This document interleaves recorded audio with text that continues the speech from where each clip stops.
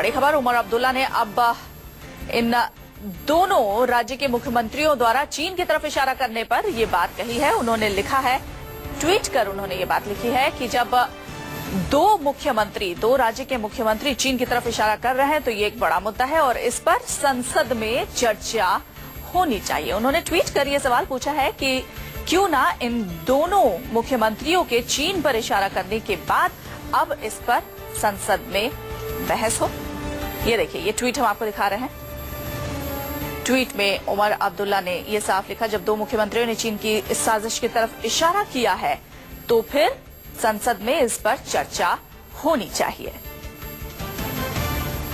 तो आपको बता दें, पहले भी चीन की मीडिया में इस तरीके की खबरें आई थी। न्यूज 24 ने आपको दिखाया था किस तरीके से वहां साफ साफ लिखा था कि तीसरा देश अब पाकिस्तान ऑक्यूपाइड कश्मीर में घुसेगा। ये देखिए, उमर अब्दुल्ला का ये ट्वीट पहले हम आपको दिखा रहे हैं। जब दो मुख्यमंत्रियों ने चीन की साजिश की बात कही है तो फिर क्यों ना इस मसले पर संसद में चर्चा की जाए।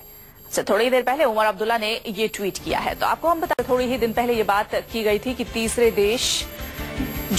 देश है वो पाकिस्तान ऑक्यूपाइड कश्मीर में घुस सकता है और वहां पर पाकिस्तान की मदद से साफ तौर से उनका यही कहना था कि वो हिंदुस्तान में घुसकर अपनी साजिशें रच सकते हैं। शिवांग माथुर हमारे संवाददाता इसी पर ज्यादा बातचीत के लिए हमारे साथ जुड़ गए हैं। शिवांग, पहले चीन मीडिया में ऐसी खबरें आई थी, चीनी मीडिया में, और उसके बाद अब हिंदुस्तान के दो राज्य की मुख्यमंत्री इस तरीके की बातें कह रही कि उनके राज्य में जो कुछ भी हिंसा हो रही है उसमें चीन का ही हाथ है। देखिए, बिल्कुल जिस तरीके से पिछले 1.5 से 2 महीने का समय बीत चुका है, भारत और चीन डोकलम में चुम्बी वैली में है, वहां जिस तरीके से आमने सामने है, जो एक फेस ऑफ हो रखा है, वो एक बहुत ही गंभीर चिंता का विषय न केवल राज्यों के लिए है बल्कि केंद्र इससे पूरा संज्ञान लगातार ले रहा है।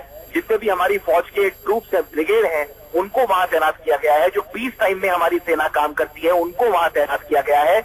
लगभग 13 लाख सोल्जर जो है, करीब 4,088 किलोमीटर की जो हमारी पूरी इंटरनेशनल बॉर्डर्स है उस पर तैनात की गई है। तो इस बात को निश्चित तौर पे बड़ी गंभीरता से लिया जाना चाहिए कि न केवल पाकिस्तान बल्कि दूसरी तरफ चीन जो है वो एकदम नाक की नकेल भारत के लिए निश्चित तौर पे बना हुआ है। और एक फैक्ट है भारत और भूटान का, जिसके तहत ये बात सीधे तौर पे सामने आई है कि भारत जो है वो भूटान की टेरिटरी की रक्षा करेगा, उसकी सुरक्षा करेगा।